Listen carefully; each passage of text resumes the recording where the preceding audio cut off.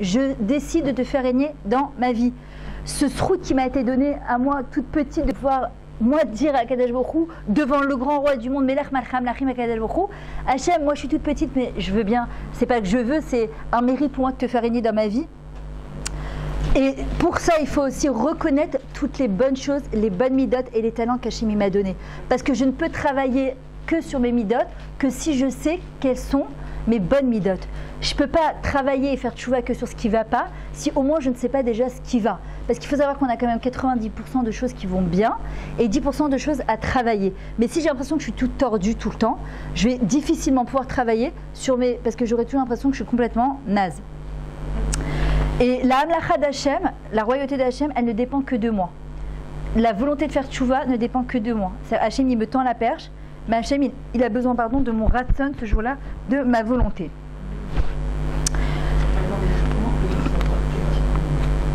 Quel tikkun il faut demander à Hachem? D'abord, les choses qui sont le plus difficiles pour toi en général, c'est ce qu'on doit réparer. C'est-à-dire les choses que tu te dis, bon, ça c'est trop dur, ça pas maintenant, ça.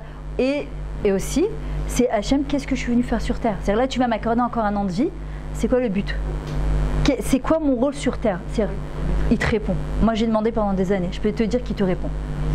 Et tous les jours, maintenant, le Télim, dans le Yiratson, on dit à Hachem, fais en sorte que je ne sorte pas de ce monde sans avoir rempli mon rôle. C'est-à-dire qu'on doit, on peut le savoir, que si on demande à Hachem, Hachem, tu m'accordes encore un an de vie, je veux savoir quel est mon rôle sur terre. Qu'est-ce que je dois apporter dans ce monde-là? C'est quoi la flamme que je vais devoir apporter dans ce monde-là? Il faut que je demande à Kadosh Baruch Hu.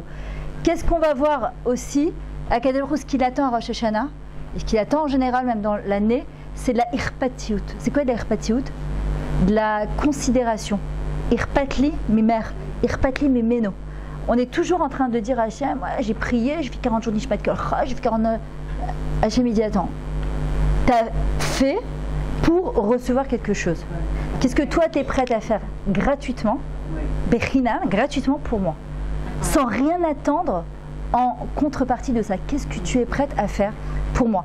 Et ça, je dois demander ça à Kadosh Baruch Hu, il me demande le jour aussi de Rosh Hashanah. Bechesed, d'accord? Bechesed, Hachem, de dire Hachem, tu sais quoi? Voilà, je suis prête à faire tel acte de chesed gratuitement. Pas parce que j'espère qu'il va donner un zivoug à ma fille, à mon fils, à mon truc. Non, rien. Pour toi, c'est du Leshem Shamaim total. Ok?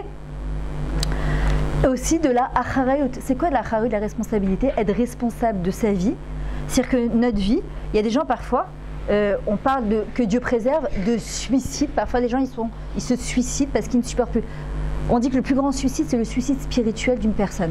C'est-à-dire de ne pas se rendre compte de qui elle est et de ce qu'elle est capable de faire dans ce monde. Juste 2 secondes, parce qu'il est midi.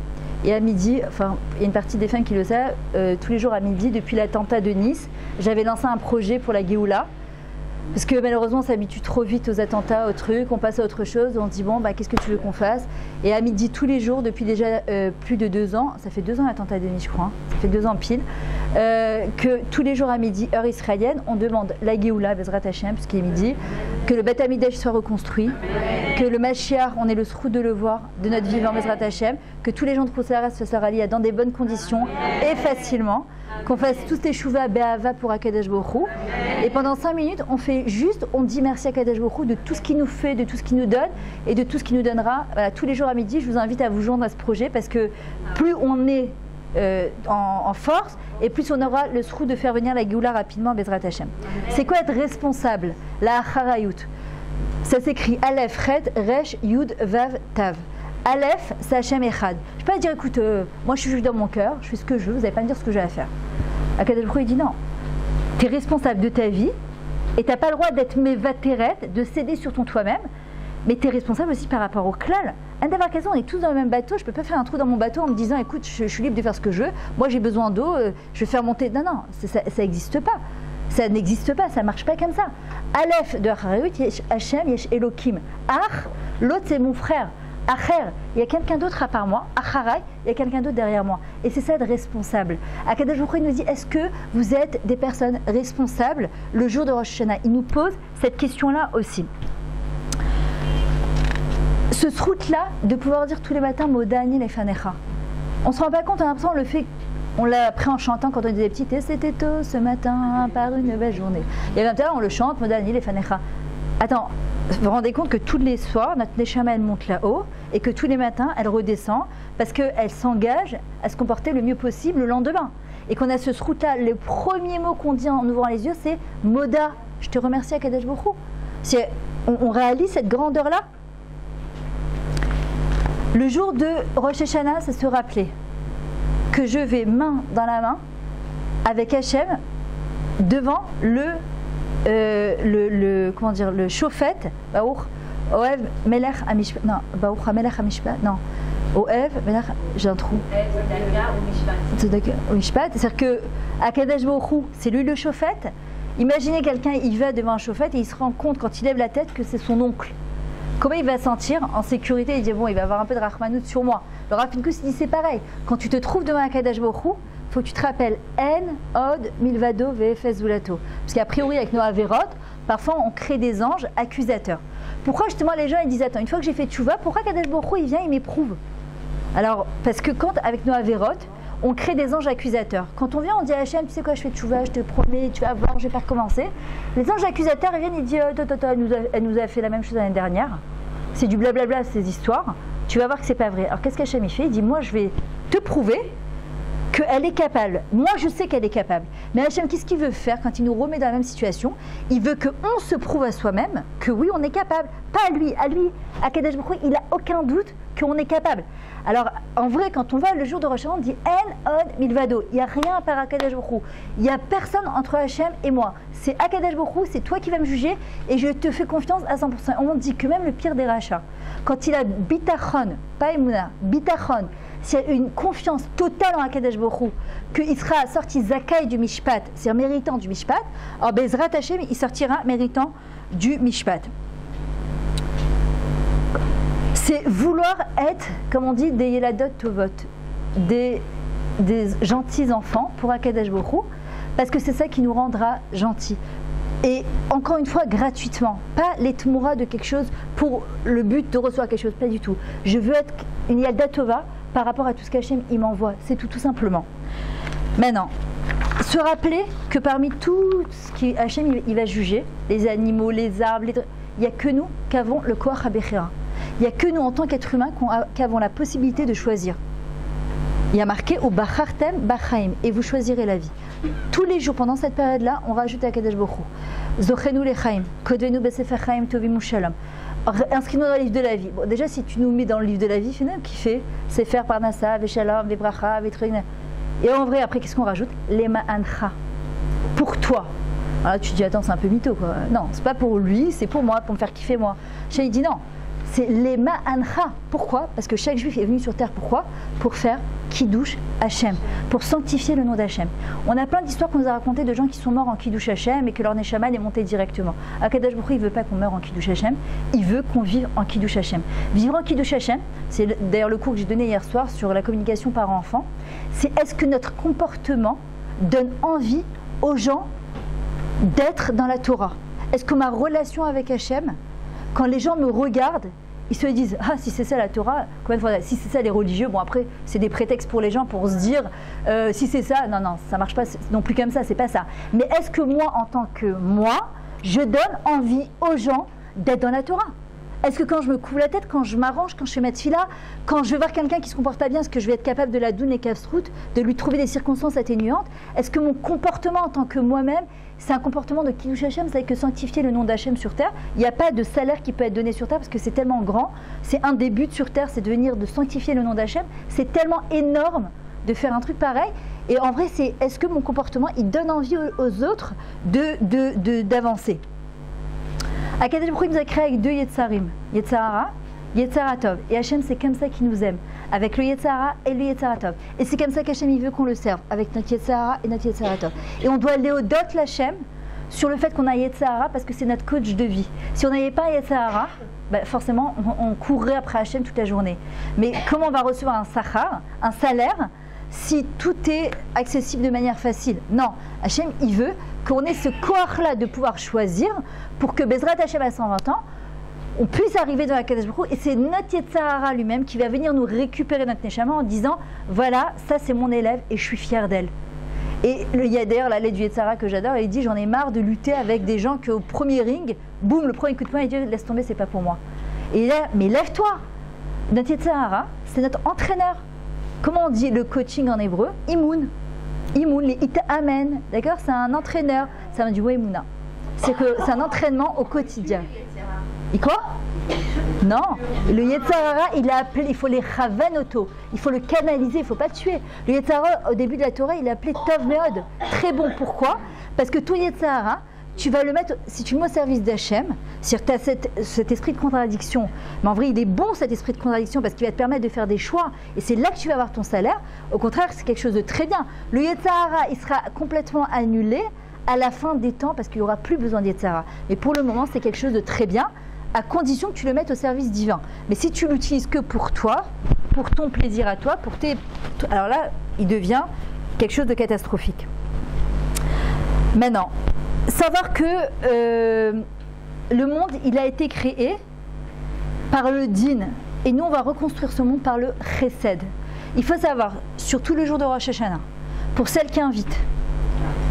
Alors, il y en a qui c'est mieux de ne pas inviter. Il y en a qui ne supportent pas passer les fêtes seules.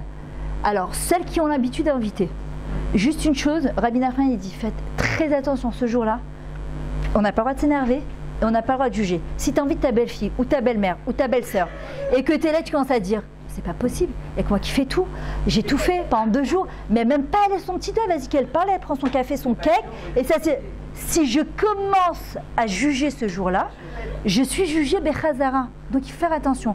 Si je ne suis pas capable d'inviter en me disant, écoute, c'est pas grave, aujourd'hui c'est pas mon jour à moi, c'est le jour d'Akadosh Baruch Hu. Donc j'ai pris sur moi d'inviter. Moi je sais que j'ai ma soeur qui vient depuis qu'elle a fait son alia tous les ans chez moi à Rosh Hashanah avec tous ses enfants. Je sais que Baruch Hashem c'est la Heida totale entre ses enfants et les miens, mais je le sais. Et c'est comme ça, et on fait des télim, et on parle, et on truc, et c'est pas grave. Je sais que ça dure, c'est une histoire de 2-3 jours. J'ai pris sur moi, et Baruch Hashem, chacun aide, chacun truc, il y a une Torah, nous deux. Zéro. Si je commence à juger, vaut mieux à ce moment-là ne pas.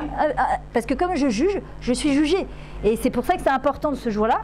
Même quand on va à la Beth Knesset, parfois on voit des gens qui sont habillés, ou Ali, quand tu arrives à Rosh Hashanah, tu te dis, elles n'ont rien compris. Et à Kippour, Birka, je me rappelle à Paris, c'était les fourrures et les parfums et les bijoux. Mais parce qu'elles ne savaient pas. Elles ne savaient pas. Vous pensez bien que si elles savaient l'importance de Kippour, elles ne viendraient pas. Et ces gens-là, c'est parfois des femmes qui ont fait tchouva. Mais c'était le grand jour. Yom Kippour, c'était waouh, Kilou. On sort tous nos trucs. Mais, mais en vrai. Leur kavana, en vrai, au fond, c'est quelque chose de bien. Parce qu'elles ne savent pas, si elles savaient, c'est évident qu'est-ce qu'on ne porterait pas comme ça. Mais nous, par contre, Rabbi Nachman, il dit de regarder la Nekuda Tova. Si tu vois une personne rentrer à Rosh Hashanah, habillée de pas de manière correcte, tu te dis, c'est abusé quand même à Rosh Hashanah. Quand même, Rosh Hashanah, il y a Madine, on fait un petit effort. Faire attention, parce que comme je juge, moi aussi je suis jugée Bechazara. Non, c'est de me dire, Baruch Hashem, regarde comment les Beth Knesset, elles sont remplies de gens que parfois ils viennent même pas toute l'année, mais ils viennent au moins pour Rosh Hashanah. Comme je juge, je suis jugée, donc faire hyper attention. Notre rôle à Rosh Hashanah et toute l'année, c'est de courir après le Tov, de chercher le bien dans notre vie. David Amelach, il dit, Miwa Ishe Chafetz Chaim, quel est l'homme qui désire la vie? Lire Hot Tov. C'est voir le bien. C'est quoi lire hot? Pour voir le bien, il faut les chapes et atov. Il faut chercher ce bien-là. C'est qu'à midi, nous, 1 heure. Ah, waouh. Alors. Ah, moi, je peux, même jusqu'à 1 heure, si tu veux. Ah. Alors. T'es revenu? Ouais, mais elle est repartie. Alors, redonner un sens à sa vie. On a dit, tous les jours, on répète Zochenu Lechaim, rappelle-nous de nous inscrire dans le livre de la vie. Inscris-nous dans le livre de la vie. Ok, Hachem dit, il n'y a pas de problème. Quelle vie? Quelle sorte de vie? Parce qu'il y a des gens qui peuvent avoir une vie, mais tu te demandes parfois s'il vaut mieux vivre ou mourir. Il y a des gens parfois qui ont des épreuves, que tu te dis, franchement, je ne sais pas si c'est une mitzvah de vivre ou de mourir. Alors en vrai, on dit à Hachem, si déjà tu nous inscris dans le livre de la vie, fais en sorte que tu aies une vie benachat, où je puisse te servir dans la joie, dans la sérénité, dans le bien-être. Redonner un sens à sa vie, exactement, sans souffrance et avec le meilleur de nous-mêmes. Oh, excusez-moi, j'ai un petit... Alors, en vrai, redonner un sens à sa vie, à quel jour ce qu'il veut. Le jour de Rosh Hashanah, c'est donner le meilleur de soi au service de tous. C'est-à-dire comment je vais faire sortir le meilleur de moi au service de tout, pas pour moi. J'ai lu un livre, la dernière fois, de développement personnel d'un non-juif, où il disait, si tu ne donnes pas 10% de ce que tu gagnes, et que ton but c'est que de gagner de l'argent et d'avoir des biens, et tu ne donnes pas au service de la société, tu n'as rien compris. C'est-à-dire que le but, c'est pas d'acquérir des biens dans ce monde, c'est que quand je vais acquérir, c'est pour redistribuer, c'est pour partager. Pareil, si ma Torah, vous savez combien au début de mes cours, les gens qui me prenaient le plus la tête, c'était mon mari, mes enfants, mes parents et mes beaux-parents, et mes amis. Vous savez combien de fois ils étaient perturbés par le fait que j'étais la petite Myriam dans sa cuisine qui bougeait pas, et d'un coup... Qu'est-ce qui se passe? Elle conduisait pas, elle passe son permis, elle commence à donner des cours, elle s'envole, elle part, regarde, hop, hop, hop, la ficelle autour, on l'accroche au chaïch de la cuisine, ne bouge pas, tu fais peur. Et c'est vrai que c'était très perturbant pour tout le monde. Mais ce qui s'est passé, combien de fois je me suis dit je vais arrêter, ça m'a saoulée. Tu sais, t'as la pression. Mais je pouvais pas. C'est-à-dire que quand je commençais à j'écoutais, depuis que je suis petite, je prépare des cours, j'écoute des cours, je me dis, mais quoi, je vais jamais plus retransmettre ça à quelqu'un, je vais le garder pour moi, Kilou. Et ça m'apporte quoi? C'est, ok, super, tu sors de ce cours, tu rencontres une copine sur le Kika. Tu en supplie, va pas lui dire, t'as raté.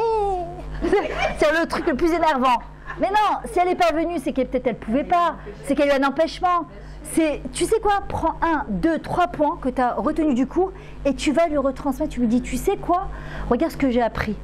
Cette fille-là, ce que tu vas lui retransmettre, c'est ce qu'elle avait besoin d'entendre. Ça peut lui changer sa vie. Donner le meilleur de soi au meilleur de tous. Oh, t'aurais dû venir, c'est bête. Ah, super. Et après,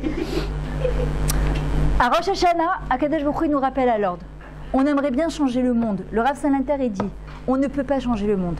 On peut changer son monde. Si je change mon monde, je change le monde. Tu vas dire, bah oui, mais c'est pas mon petit moi parmi des 7 milliards d'êtres humains. Hachem, il dit si. Puisque Kol Haolam Nivra et la Bishvili, le monde, il tient que grâce à moi. Et quand je change mon moi, eh ben, tout le monde, il change, ça va impacter sur le monde entier. On n'a pas l'impression. Tu te dis, qu'est-ce que ça peut faire?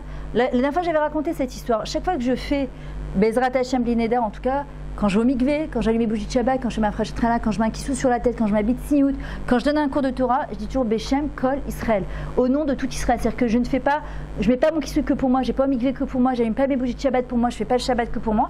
J'inclus tout l'homme Israël dedans. Quand je suis partie la dernière fois donner un cours à Paris, c'était dans le 17e, et une femme qui est venue me voir, elle m'a dit, sachez que je me couvre la tête grâce à vous. Alors je lui dis pourquoi? Mais non, je la connais ni d'Adam ni d'Ève, je sais pas qui elle est, je sais pas d'où elle sort. Elle m'a dit, d'abord j'aime bien vos kissous, j'ai vu comment les mettez, le matin, je sens comme une énergie positive.